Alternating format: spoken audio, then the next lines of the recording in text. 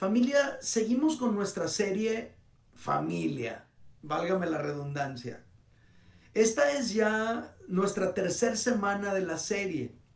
Lo primero que dijimos fue que el fundamento principal sobre el que descansa todo el proyecto de Dios para la humanidad es la familia. Lo establecimos desde la primera plática. Precisamente por eso, la familia está bajo un ataque encarnizado en el que se está tratando de inhibir a como dé lugar la reproducción humana. Se está tratando de evitar a como dé lugar los matrimonios heterosexuales. Y se está tratando de distorsionar completamente las funciones más importantes de la familia, como la madre y el padre. La semana pasada hablamos de la función de la madre y dijimos que la madre cumple funciones únicas e irreemplazables, como por ejemplo aliviar el sentir de soledad, ayudar a cumplir la misión y número 3, producir salud emocional. Pero estas funciones se llevan a cabo únicamente cuando las madres están presentes en la vida de sus hijos. Por esa razón, desde hace décadas, se ha estado sacando a las madres de casa, insertándolas en el mercado laboral y dejando una generación de hijos que teniendo sus padres vivos se sienten huérfanos. El día de hoy, para continuar con nuestra serie, vamos a revisar la función del padre. De eso vamos a hablar el día de hoy. Y empiezo con esto. Dentro del proyecto de Dios para la humanidad está un personaje de extrema importancia. Me refiero al hombre, el cual llega a ser esposo y después padre. Ahora, el concepto del hombre está bajo ataque en la sociedad de hoy también, igual como la madre o la familia entera. Ser masculino en muchos casos es sinónimo de ser tóxico. Le llaman masculinidad tóxica. Y lo que se está tratando detrás de todo eso es inhibir la masculinidad. Esa percepción de que la masculinidad es tóxica no es casual, no es accidental. Obedece a un plan perfectamente trazado. El modelo de hombre que presenta el mundo es más o menos como un Ludovico Peluche o un Homero Simpson, que no tiene carácter, ni fuerza moral, ni liderazgo, que no tiene firmeza en sus decisiones, que finalmente puede hacer un berrinche y todo, pero finalmente a todo lo dice que sí, o que dice nada más lo que su esposa le permite decir. Un hombre al que sus hijos no respetan, no admiran. Un hombre débil, inepto, dominado por sus pasiones. Un hombre infantil, berrinchudo, conformista. Un hombre sin liderazgo, un hombre sin aspiraciones. Un hombre que no es admirable. Un hombre que no es digno de imitar. Ese es el modelo que se quiere implantar. Es el modelo que el mundo está construyendo a través de muchos ejercicios de ingeniería social. Pero familia, insisto, nada de esto es casual. Todo esto es un plan perfectamente planeado por el enemigo. Por eso nosotros, como iglesia, que somos columna y baluarte de la verdad, tenemos que ir al origen, al principio. Tenemos que tratar de descubrir qué es lo que Dios tenía en su mente. En este caso, cuando creó al hombre. El hombre que Dios tenía en su mente desde el principio no tiene nada que ver con el modelo de hombre que quiere presentar la sociedad actual. Mira lo que había en la mente de Dios respecto del hombre. Génesis capítulo 2, versículo 15 al 17 y luego 23 al 24 dice así: tomó pues Jehová Dios al hombre y lo puso en el huerto de Edén para que lo labrara y lo guardase. Y mandó Jehová Dios al hombre diciendo: de todo árbol del huerto podrás comer, mas del árbol de la ciencia del bien y del mal no comerás, porque el día que de él comieres ciertamente morirás. Versículo 23. Dijo entonces Adán, hablando de su esposa, cuando miró a Eva: esto es ahora huesos de mis huesos y carne de mi carne. Esta será llamada varona porque del varón fue tomada. Por tanto, dejará el hombre a su padre y a su madre y se unirá a su mujer y serán una sola carne. Estos versículos nos permiten ver a un hombre confiable, a un hombre a quien se le puede delegar una responsabilidad. Ese es el hombre que Dios creó. Empieza diciendo el fragmento: tomó pues Jehová Dios al hombre y lo puso en el huerto de Edén para que lo labrara y lo guardase. Un hombre confiable, un hombre al que se le pueden delegar responsabilidades, un hombre que lo puedes dejar en un lugar y todo va a estar bien porque ese hombre está allí. Estos versículos nos enseñan básicamente que la función del padre dentro de la familia tiene que ver con el liderazgo. Y es interesante cómo el apóstol Pablo, ya en el Nuevo Testamento, confirma esta situación. Cuando él dice, por ejemplo, Efesios capítulo 5, versículos 22 al 25, el apóstol Pablo dice: las casadas estén sujetas a sus propios maridos como al Señor. Porque el marido es cabeza de la mujer, así como Cristo es cabeza de la iglesia, la cual es su cuerpo y él es su Salvador. Así que como la iglesia está sujeta a Cristo, así también las casadas lo estén a sus maridos en todo. Maridos, amad a vuestras mujeres, así como Cristo amó a la iglesia y se entregó a sí mismo por ella.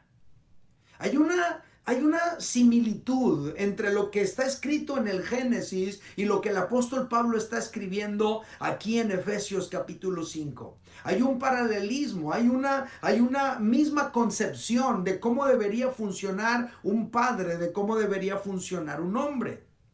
El apóstol Pablo está presentando a un hombre que es líder, un hombre al que su mujer se puede sujetar, porque lo respeta, porque lo admira, porque tiene visión, porque es un hombre amoroso, porque es un hombre que es entregado en amar y en servir a su esposa, a su familia. Puede sujetarse a él porque es un hombre que vive bajo autoridad y bajo el liderazgo de Cristo en su vida.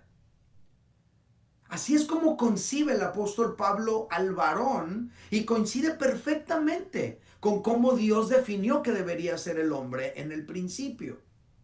Por otro lado, también en el Nuevo Testamento hay un momento cuando los fariseos vienen con Jesús y le preguntan que si es lícito para los hombres divorciar a su mujer, divorciarse de ella, huir de la responsabilidad del matrimonio. Pero mira la respuesta de Jesús. Mateo capítulo 19, verso 8. Él les dijo, Jesús les dijo a los fariseos que lo estaban ahí cuestionando. Dice Jesús: por la dureza de vuestro corazón, Moisés os permitió repudiar a vuestras mujeres. Mas en el principio no fue así. En otras palabras, en un mensaje de Jesús para los hombres de su tiempo, les está diciendo: hey, los hombres que quieren agradar a Dios deben ser como Dios los diseñó al principio. Líderes, responsables, valientes, que se quedan en casa, que se quedan con su esposa, que no evaden su responsabilidad. Esos son los hombres que Dios estableció desde el principio. Esos hombres son los hombres que Jesús espera que tú y yo seamos. Esos son los hombres de los que está hablando el apóstol Pablo. Entonces tengo que insistir en esta verdad central. La función del padre dentro de la familia tiene que ver con el liderazgo. Hombre, tu función dentro de la familia tiene que ver principalmente con el liderazgo. Dios te puso en tu hogar para que seas líder. Y ante esta declaración surge una pregunta que es muy válida, que es muy lógica. ¿Cómo se manifiesta el liderazgo del padre o cómo se manifiesta el liderazgo del hombre dentro de la familia, dentro de su hogar? Vamos a revisar cómo lo van presentando los versículos que revisamos al inicio de esta charla. La primera responsabilidad es esta: labrar. A ver, dígalo conmigo cuando cuente tres. 1, 2, 3. Labrar. Esta es la primera manifestación explícita del liderazgo del hombre. Labrar es lo que se menciona aquí. El fragmento dice, Génesis 2:15, tomó pues Jehová Dios al hombre y lo puso en el huerto de Edén para que lo labrara. La palabra hebrea que se traduce labrar es abad y podría traducirse como arar, trabajar, labrar, ministrar, servir, cultivar. Todo eso es abad. Todo eso es labrar. Esto implica por lo menos dos situaciones. Una, trabajo, lo cual tiene que ver con obtener provisión. Y número dos, trabajo, lo cual tiene que ver con convertir algo en algo mejor. Eso también es trabajo. Entonces, labrar implica trabajar, implica aplicar fuerza, dedicación, enfoque. Labrar tiene que ver con producir. Cuando el hombre labra la tierra, ocurren dos situaciones. Uno, la tierra da fruto, lo cual es provisión. Y número dos, la tierra se vuelve mejor gracias al trabajo del hombre. Esto nos enseña que al hombre le corresponde la provisión de su hogar. Aquí está bien claro. Y aprovecho para decirle a los hombres aquí presentes, hombre, no abandones esa función. Esfuérzate por ser el proveedor que suple las necesidades de tu familia. Eso te vuelve líder. Cuando dejas de ser el proveedor, dejas de ser el líder. Últimamente nos quieren vender la idea de que no, mitad y mitad, tú pones la mitad y la mujer pone la otra mitad. No. Abraza la responsabilidad de ser el proveedor de tu casa, hombre. Ten el valor, ten las agallas, ten el carácter para hacerlo. Cuando tú y yo proveemos, tú y yo estamos ejerciendo nuestro liderazgo dentro del hogar. Pero labrar también nos enseña que al hombre le corresponde hacer que su jardín florezca gracias a su trabajo. Labrar implica trabajar. Para que florezca tu jardín, tienes que trabajar en él. El decaimiento de algo se da por sí solo. Tú no tienes que hacer nada para que algo decaiga. Tú no tienes que hacer nada para que algo se venga abajo y empiece a deteriorarse. La misma ley de la termodinámica hará que las cosas decaigan por sí solas. Pero para que florezca algo, se requiere trabajo. Para que florezca algo, se requiere dedicación, se requiere esfuerzo. Qué importante entonces es que cada hombre vea su jardín, vea su familia, vea su matrimonio como el lugar donde Dios le ha puesto para hacerlo florecer. Que florezca tu matrimonio, que florezca tu familia, gracias a que tú te estás dedicando, estás haciendo tu trabajo. Si tu esposa está floreciendo, hombre, esto significa que tú estás haciendo tu trabajo. Pero si tu esposa está decayendo, esto significa, o esto implica más bien, descuido de tu parte. Si tus hijos están floreciendo, eso significa que estás haciendo tu trabajo. Pero si tus hijos están decayendo, esto implica descuido de tu parte.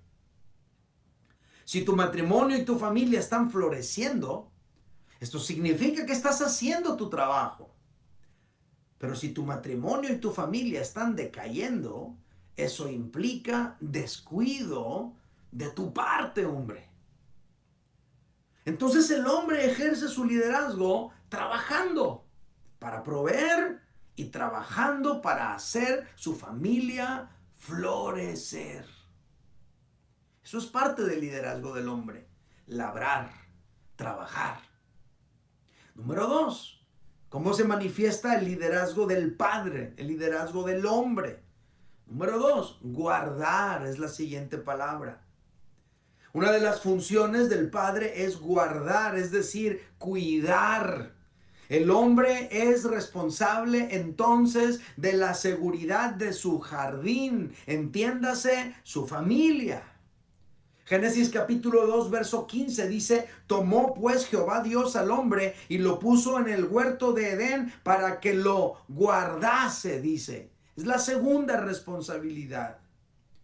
La palabra hebrea que se traduce guardar es shamar, que podría traducirse como advertir, como cuidar, como guardar, cercar alrededor, proteger, espiar, custodiar, centinela, vigilar, mantener. Todo eso es shamar.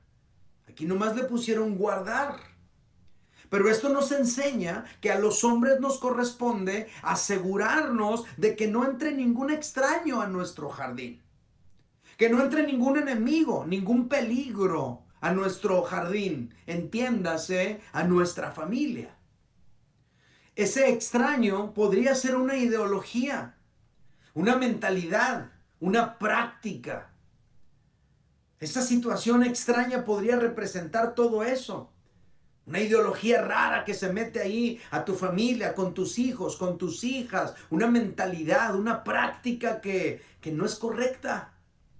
A los hombres nos corresponde estar alertas, vigilantes, para identificar esa práctica, esa ideología. Y si percibimos cualquier situación extraña o inusual, debemos investigar, debemos interesarnos, debemos acercarnos, debemos cuidar. Ahora, otro asunto que se menciona relacionado con el padre que cuida es esta. Génesis 2, 16 al 17 dice: y mandó Jehová Dios al hombre diciendo: de todo árbol del huerto podrás comer, mas del árbol de la ciencia del bien y el mal no comerás, porque el día que de él comiereis, ciertamente morirás. Checa cómo al hombre se le delegó que allí dentro del jardín, allí dentro de esos límites, se cumplieran las reglas de Dios. El jardín representa a tu familia. Al hombre le corresponde que dentro de la familia se cumplan las reglas de Dios. Al hombre le correspondía que dentro de las fronteras del Edén todos se sometieran a los lineamientos de Dios. El hombre es el líder. Al hombre le correspondía cuidar eso. Estos dos aspectos nos muestran entonces que en los términos de Dios no es concebible padres desinteresados. En los términos de Dios no es concebible padres indiferentes o padres ausentes, porque para cuidar debemos estar presentes en la vida de nuestra familia. Para cuidar debemos estar presentes en la vida de nuestra esposa, en la vida de nuestros hijos. Para saber lo que piensan, lo que sienten, lo que están haciendo, lo que están escuchando, lo que están sintiendo, lo que están viviendo, tú y yo tenemos que estar conectados con ellos, presentes en sus vidas, atentos a lo que está ocurriendo. ¿Cómo puedes tú saber si tu familia está dentro de los límites de Dios si nunca hablas con ellos? ¿Cómo puedes saber si tu familia está dentro de los límites de Dios si no sabes lo que hay en sus pensamientos, en su corazón? Nos corresponde a ti y a mí, hombre, saber lo que hay en la mente de nuestros hijos, saber lo que hay en la mente de nuestra esposa. ¿Qué está pensando? ¿Qué está sintiendo? ¿Qué le está pasando por la mente? Si tú no estás presente, ni cuenta te vas a dar cuando tu esposa ya esté hablando con la serpiente. Si tú no estás presente, ni cuenta te vas a dar cuando tus hijos ya estén hablando con la serpiente. Entonces al hombre le corresponde guardar su jardín, guardar su familia. Él es el responsable de cuidar que todo esté en orden ahí, de proteger que no se meta ningún extraño, ninguna situación rara, inapropiada. Por esa razón, cuando sucedió la desobediencia, con quien Dios habló de manera inmediata, no fue con la mujer, fue con el hombre, con el padre, con el líder, con el responsable de cuidar que todo estuviera en orden dentro de las fronteras del jardín. Ahora es cierto, hombre, a ti y a mí nos toca salir a trabajar. A ti y a mí nos toca irnos de casa muchas veces para cumplir con nuestra responsabilidad de sostener nuestra familia, pero gracias a Dios tenemos una ayuda idónea. Y tú y yo nos estamos asegurando de que esté en sintonía con nosotros, de que tenga nuestros mismos valores. Ella nos va a ayudar cuando tú y yo estamos fuera, en nuestra ausencia. Ella va a estar apoyándonos en el trabajo de cuidar el jardín. Pero por otro lado, tú y yo tenemos que encontrar maneras de estar presentes en la vida de nuestra esposa y en la vida de nuestros hijos, aunque en algunas ocasiones nos toque estar fuera de casa. Que Dios te guíe, te dé ideas de cómo poder estar presente en la vida de tu familia.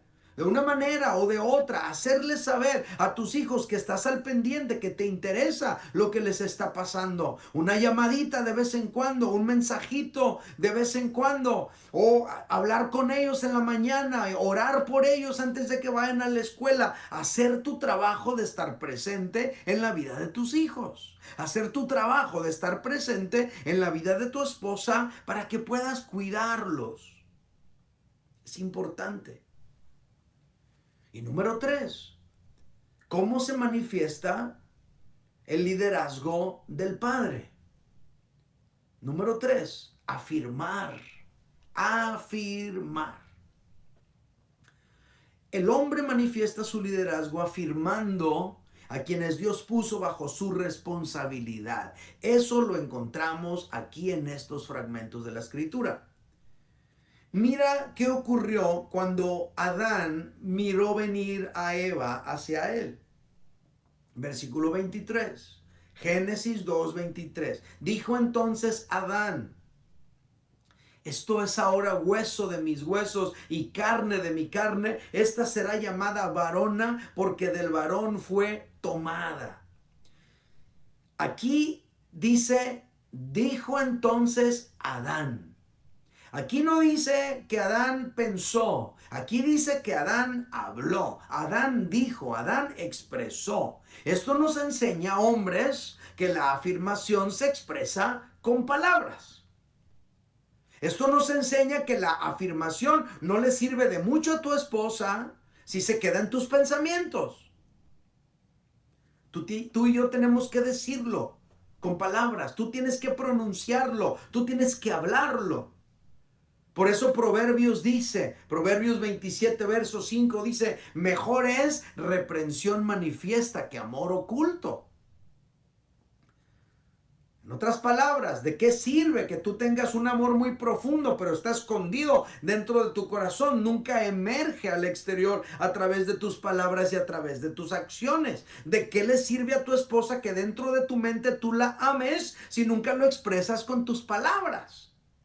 Dile con frecuencia que la amas, que ella es importante para ti. De esa manera vas a estar ejerciendo tu liderazgo, afirmándola, dándole valor, estableciéndola.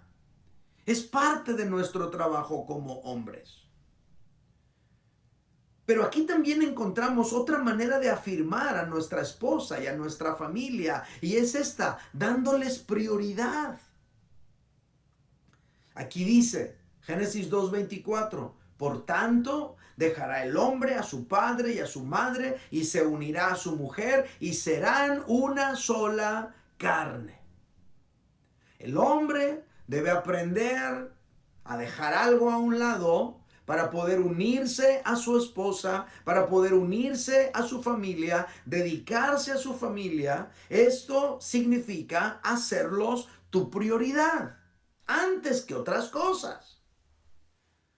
Este versículo no significa que tú tienes que olvidarte de tus padres o que los tienes que desatender o que los tienes que dejar de ayudar. Eso no significa este versículo. No te dice que los olvides.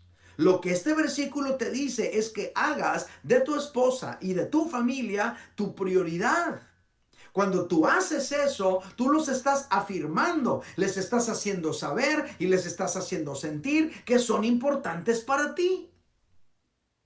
Hay muchos hombres, por ejemplo, que afirman más a sus amigos de lo que afirman a su esposa, de lo que afirman a sus hijos. Hay muchos hombres que le dan prioridad a todo y dejan en último lugar a su esposa y a sus hijos. ¿Y sabes qué? Yo he hecho eso. Y cuando lo hice, le causé mucho dolor a mi esposa. Cuando tú y yo ponemos algo más o alguien más en lugar de nuestra esposa, en lugar de nuestra familia, tú y yo estamos generándole dolor, inseguridad, frustración, depresión, ansiedad a nuestra esposa. Nuestra esposa necesita saber y sentir que son una prioridad para nosotros. ¿Y cómo le hacemos?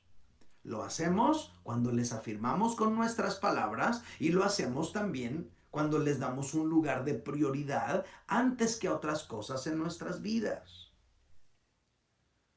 Si el mundo presenta un modelo de hombre débil y sin liderazgo, a la iglesia le corresponde modelar y formar hombres de acuerdo al carácter de Dios. Hace tiempo hicimos un video que queremos presentárselos el día de hoy a todos ustedes. Vamos a verlo. Existe una falsa hombría promovida por los medios de comunicación, la publicidad y los grupos de poder. Esta hombría se ve reforzada por nuestros héroes, los deportistas, artistas, actores y líderes de opinión que con sus actos refuerzan la falsa idea de lo que es ser un hombre. ¿En qué consiste la falsa hombría? En presentar a los hombres como seres que piensan solo en divertirse sin importar las consecuencias. Que no piensan en su familia, solo en sus compañeros de juerga. Que son infieles a su esposa, que le engañan, le mienten y hasta lo presumen con sus amigos. Para la falsa hombría, el varón solo le importan los deportes y sus amigos. Es fanfarrón y mujeriego, sagaz para el engaño y un idiota para el estudio. Para la falsa hombría, el varón puede tener muchos hijos, pero no con la misma mujer. Para la falsa hombría, el varón que tiene muchas mujeres es un héroe. Y con ese tipo de hombres deambulando por las calles es lógico que las mujeres prefieran quedarse solas o casarse con otras mujeres. Y es lógico que los niños al crecer teniendo un padre así, prefieran imitar a su mamá y ser como ella. Es lógico que los niños al crecer sin encontrar identidad con ese tipo de hombría, duden de su propia masculinidad y piensen que quizá son mujeres atrapadas en el cuerpo de un hombre. Pero la verdadera hombría es distinta. Eso que describimos hace un momento, más que hombría, es animalismo o machismo. Pero el hombre en quien Dios pensó es muy distinto al hombre que promueve en la Tecate o la Pacífico. El hombre que Dios creó sabe adorar y reconocer al Dios que lo creó. Es responsable en su trabajo, es fiel a su esposa. Asume sus responsabilidades como padre y dedica tiempo de calidad para formar a sus hijos. No traiciona la confianza de sus amigos ni hace fraude en sus negocios. Asume sus responsabilidades con gozo y cumple cabalmente con su deber. Tiene una sola palabra y esa vale más que cualquier documento. Considera santa su relación con su esposa y la cuida con entusiasmo. El verdadero hombre es un ser admirable que inspira a sus hijos a ser como él. Sus hijos varones lo quieren imitar y sus hijitas quieren un hombre como su papá para casarse con él. Para ellas es su príncipe y nadie ocupa un mejor lugar en su corazón. Para su esposa, él es el hombre que admira y respeta por sus valores espirituales y sus convicciones. Sus amigos le reconocen su autoridad moral y le escuchan. Le reciben un consejo porque saben que lo que dice lo vive. El verdadero hombre fue creado por Dios para ser líder en causas que dignifican a la humanidad y que inspiran a las nuevas generaciones. El hombre que Dios creó es íntegro, santo y cabal. Es posible que alguien piense, pues de esos hombres ya no hay. Yo más bien pienso que de esos hombres debemos ser. Ese tipo de hombría es la que debemos construir en nuestros hijos. Ese tipo de hombre es lo que debemos lograr que anhelen nuestras hijas. Esto es lo que podemos llegar a ser cada hombre cuando nos alineamos a la voluntad del Dios que nos creó. Ahora quiero pedir a los hombres estar de pie. Vamos a hacer lo siguiente. Quiero decirles esto, señores. Pónganse de pie, quiero decirles esto. Señores, urge que tú y yo manifestemos la verdadera hombría en este tiempo. Empezando con nuestros hogares. Tú allí, en tu hogar, yo en mi hogar, tú y yo tenemos que ser hombres de verdad. Tenemos que ejercer el liderazgo que el Señor pensó que tú y yo deberíamos ejercer. Y después de modelarlo dentro de nuestro hogar, tenemos que modelarlo también donde quiera que vayamos.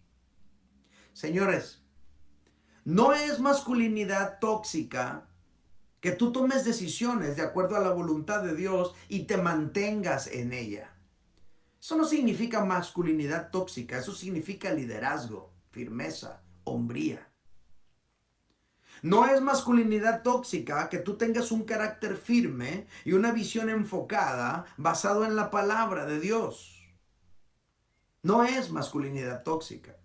Eso es verdadera hombría y urge en este tiempo. No es masculinidad tóxica que tú confrontes la mentira, la injusticia y el pecado. No es masculinidad tóxica. Eso es verdadera hombría y urge en este tiempo. No es masculinidad tóxica que tú retomes el liderazgo que soltaste en tu hogar. Que tú platiques con tu familia y les digan, ¿sabes qué? A mí me corresponde ejercer el liderazgo en este hogar. Lo he soltado por años, pero lo voy a retomar con la ayuda de Dios. No es masculinidad tóxica, no es machismo, es verdadera hombría. Hay mujeres que están cansadas de estar ejerciendo un liderazgo porque no les corresponde. Pero están ejerciendo ese liderazgo porque muchos hombres han soltado su liderazgo dentro de sus hogares. No es masculinidad tóxica que no cedas a chantajes. Eso es verdadera hombría. Eso es carácter. Eso es hombre de acuerdo a la voluntad de Dios. ¿Y saben qué, señores? Es urgente que los hombres tomen el lugar que Dios determinó para cada uno de nosotros en nuestro matrimonio y en nuestra familia. Quiero terminar orando por ustedes. Y le voy a pedir a toda la congregación aquí que extiendan sus manos hacia los hombres que están ahí cerca de usted. Y si hay alguien que está ahí enseguida de ti, si es tu esposo, si es tu papá, vamos a orar por los hombres aquí presentes. Quiero invitarte que pongas tu mano ahí en su hombro y los vamos a bendecir. Padre, en el nombre de Jesucristo, con la autoridad que tú me has dado, quiero bendecir a cada hombre aquí presente. Te doy gracias por la oportunidad que me has dado de compartir esta palabra. Te doy gracias por la oportunidad que me has dado de poder hablar directamente al corazón de cada uno de estos hombres. Te pido en el nombre de Jesús que cada uno de ellos abracen esta palabra y que cada uno de ellos puedan comprometerse con esto para ser líderes en su hogar, para ejercer esa función de padre que tiene que ver con el liderazgo, que tiene que ver con labrar su familia para que pueda florecer, que tiene que ver con cuidar su familia para que no entre ningún extraño, que tiene que ver con afirmar a su familia para que se puedan desarrollar sanos de acuerdo a tu voluntad. Señor, yo pido que esta palabra penetre la mente y el corazón de cada hombre y que cada uno de mis hermanos aquí presentes puedan abrazar su responsabilidad de ser hombres de acuerdo a tu voluntad. Te lo pido, Señor, en el nombre de Jesús. Y todos decimos en voz alta, amén.